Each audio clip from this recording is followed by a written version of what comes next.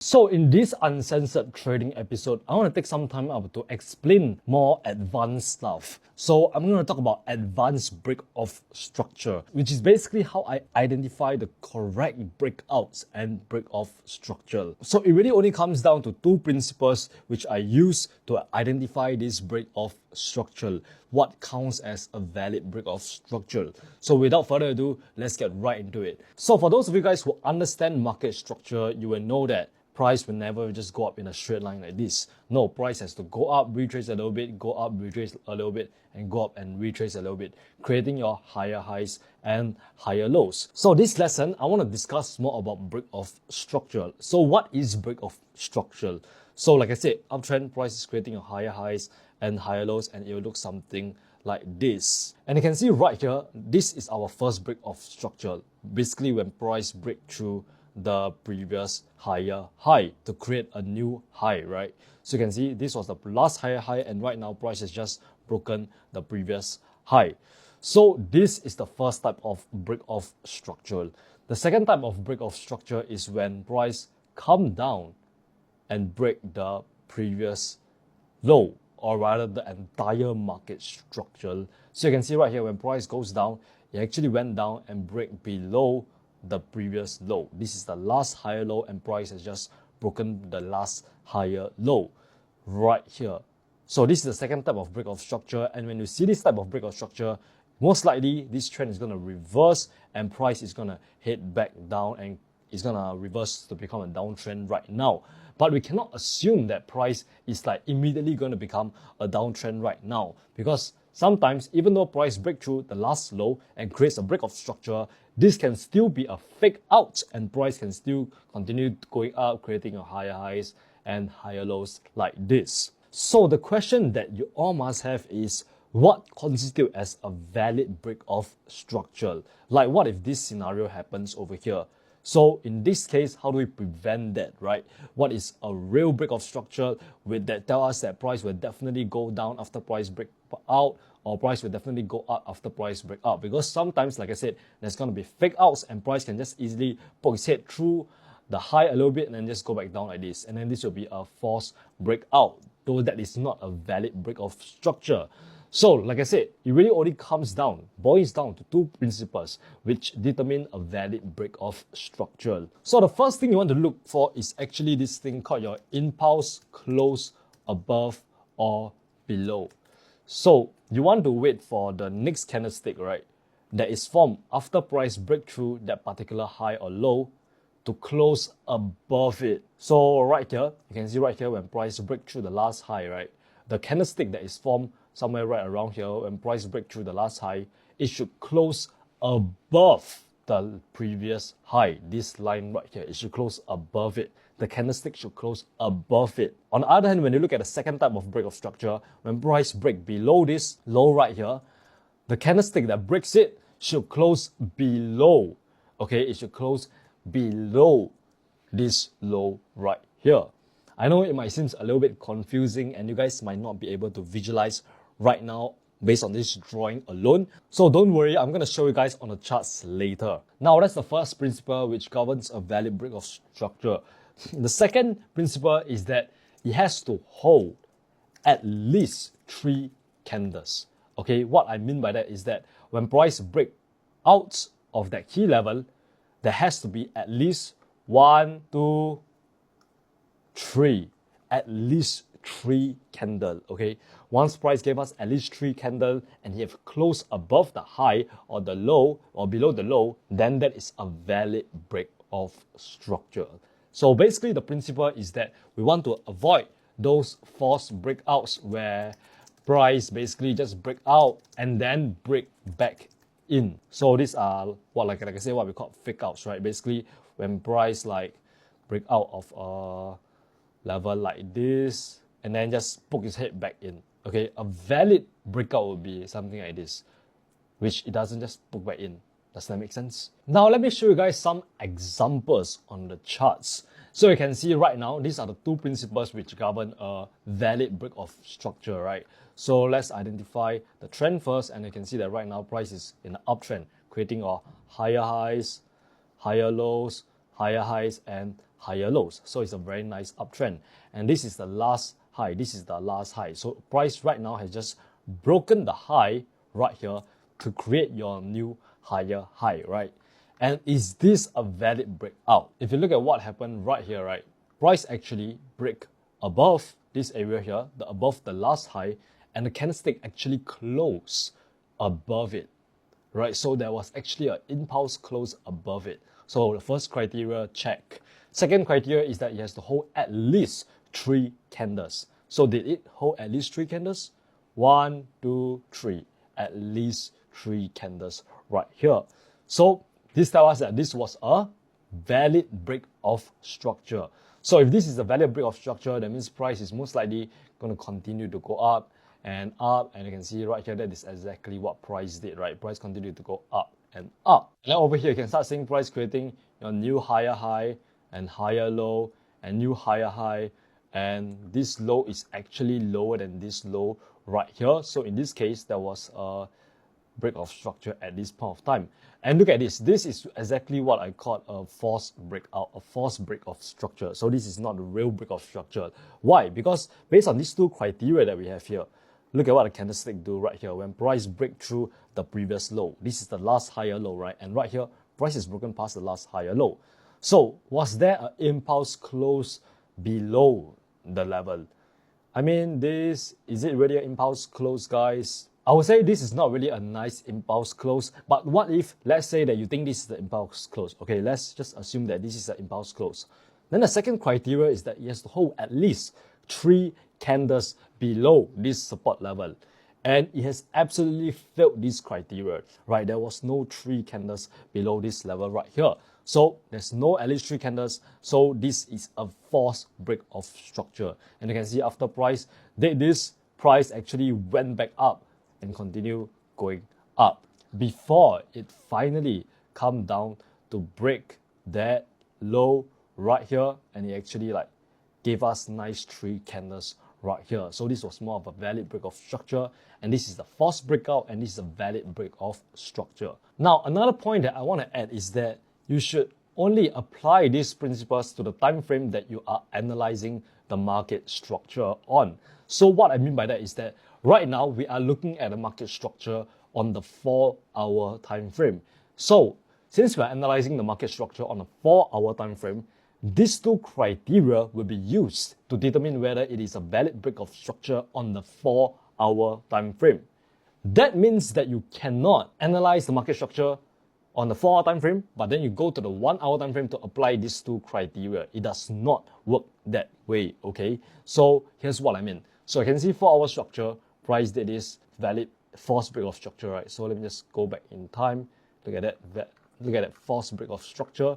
And then right now, we go to the 1-hour time frame. Let's say we went down to the 1 hour or maybe the 15-minute time frame. So after we went down to the 15-minute time frame, right, we see like did price fulfill these two criteria? Yes, there was an impulse close below the low. Okay, this area right here, there was an impulse close. Nice, it fulfilled the first criteria. And did hold at least 3 candles. Yes, it held at least 3 candles right here. So based on this, if you apply these two principles on a 15-minute time frame and they are actually fulfilled, right? They are actually fulfilled. So you might assume that this is a valid break of structure. But then bear in mind that you actually analyze the break of structure on the 4-hour time frame. So you should be applying these two principles on the 4-hour time frame, right? Right here on the 4-hour time frame, instead of going down to the 15-minute time frame to apply those two principles on the impulse close and hold at least 3 candles. So that is exactly what I mean by only apply these principles to the time frame that you are analyzing the market structure on. So if you are analyzing the market structure, you are looking for higher highs and higher lows, lower highs and lower lows, break of structure on the 4-hour time frame, apply these two principles on the 4-hour time frame. However, if you're on the 15-minute time frame looking for your break of structure, like maybe there's a break of structure here, or there's a break of structure somewhere right around here, then that is when you can apply those two principles on the 15-minute time frame. So make sure you take into account this principle. If not, you're going to end up losing a lot of money because you have all your time frames jumbled up all over the place, and there's going to be a lot of fake outs. Like you see right here, if you counted this as a valid breakout, right,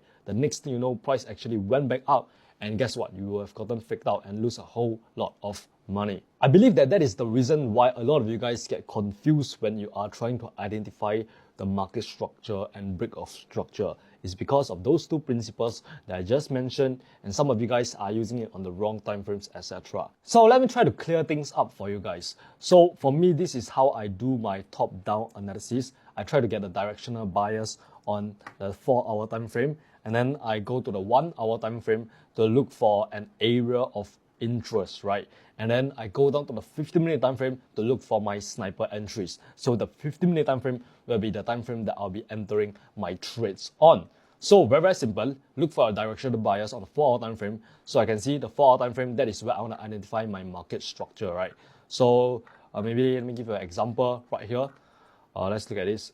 Right here, price is creating your lower highs and lower lows, right? Lower highs, lower lows, lower highs, and lower lows. So in this case, there is a break of structure here, there is a break of structure here. So now that you have kind of like identified the market structure, you see that price is creating your lower highs and lower lows, lower highs and lower lows. You know that right now we are in a downtrend, so we should be looking to sell, right? And then next, you can go to the 1-hour time frame to mark up some area of interest, right? So area of interest could be like this area right here, etc. That's basically area of interest. You can mark up your support, resistance, supply and demand, whatever they are. You can just mark them out in the 1 hour. And then 15-minute time frame, that is when you want to enter for the trade, right? So in this case, do not be fooled, because even though we are entering on the 15-minute time frame, we have analyzed the market structure on the 4-hour time frame.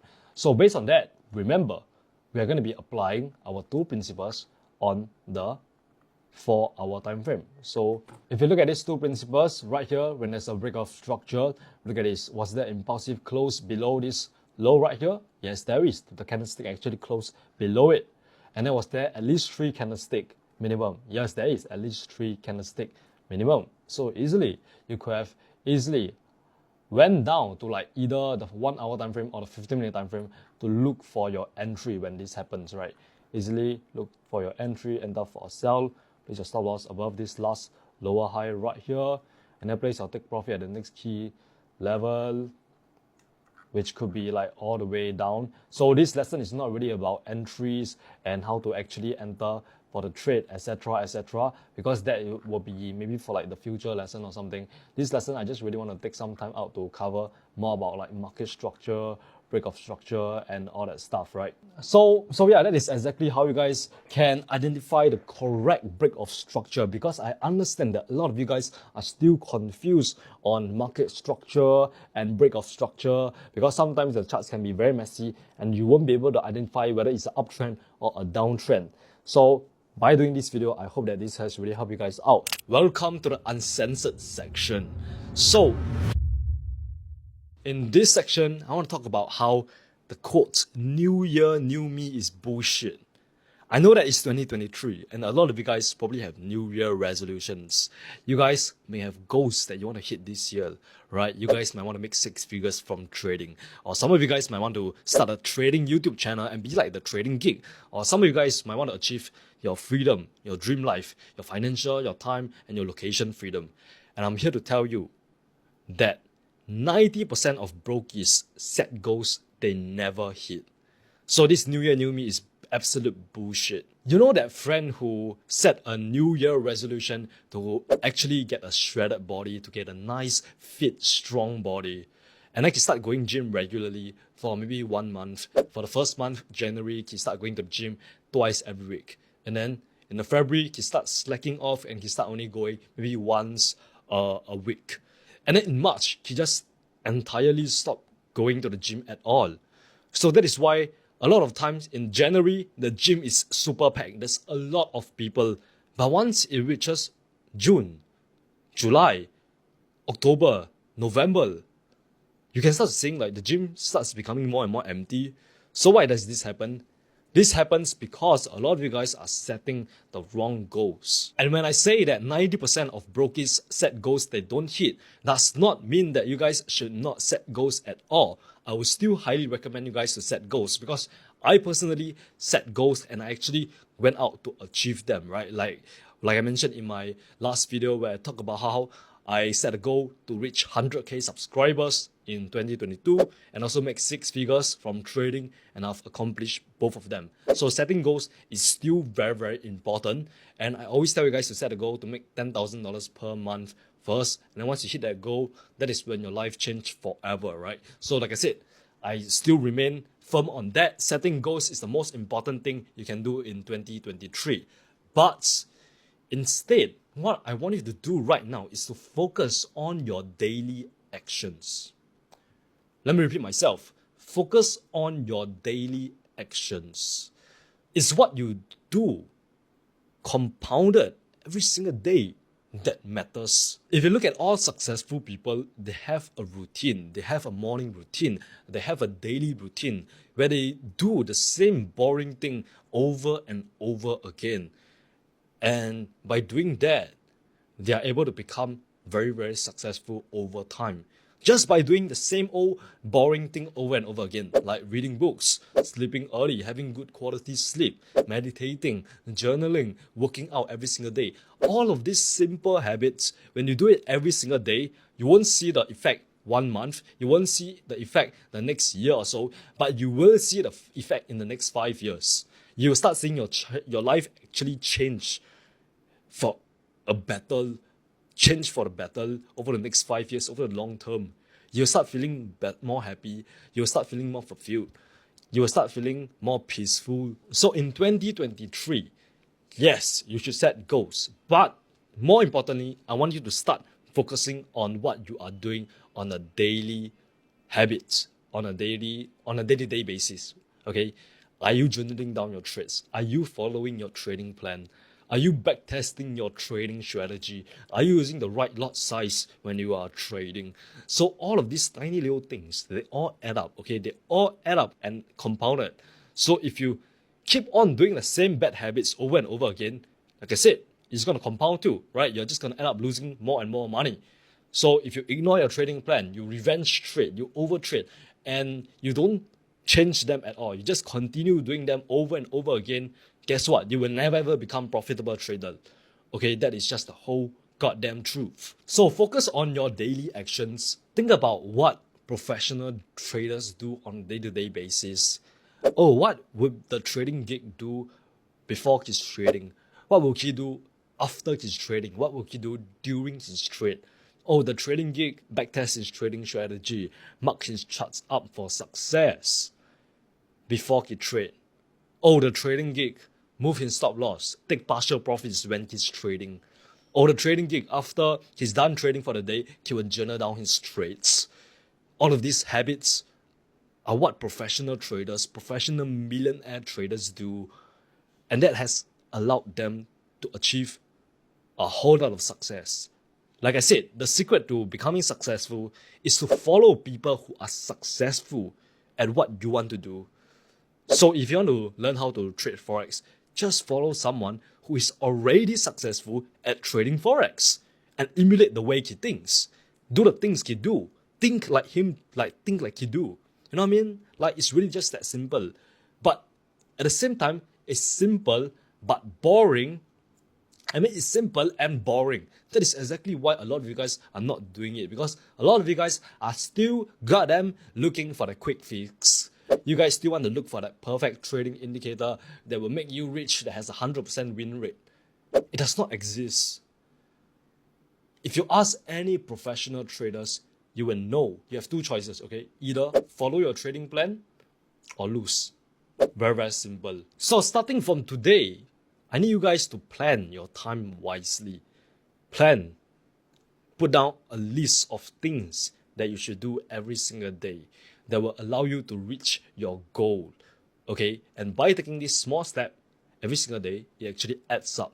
And then that is how you can actually finally reach your goal. So what you can do is to create an actionable plan that you can do daily.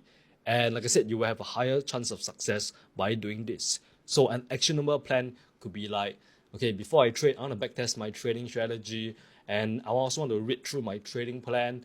And then when I'm trading, I want to make sure I'm using the correct lot size. I'm not letting my emotions take control of me, and I'm not staying at the charts all the time like a gambling addict. And after I'm trade, I'm gonna be reflecting and journaling down my mistakes. All of this stuff can come into your actionable plan, right? And then follow this plan. Follow this same old boring plan every single day for 365 days. And I can guarantee you, your 2023 is about to be your best year ever for trading. You're going to make the most amount of money from trading from 2023 if you do the right things. Just like I said in my last video, I said that 2023 is going to be hard. It's going to be a hard time. And as the quote goes, hard times create strong men. So smash on that like button if you have enjoyed this video and hit on that subscribe button if you have learned something, because we are posting uncensored trading episodes just like this every single day. And also make sure you go follow me on Twitter at @officialbradgo, because this uncensored trading episode, I got that idea from my Twitter, like the tweets that I post on a day-to-day basis. And if you are interested on what I do from a day-to-day basis to become a successful trader, you can check out this video right here, where I literally give you a complete step-by-step guide on my daily routine when it comes to trading, how I set up my charts and all that yada yada yada. So remember, you're just one trade away. Mwah.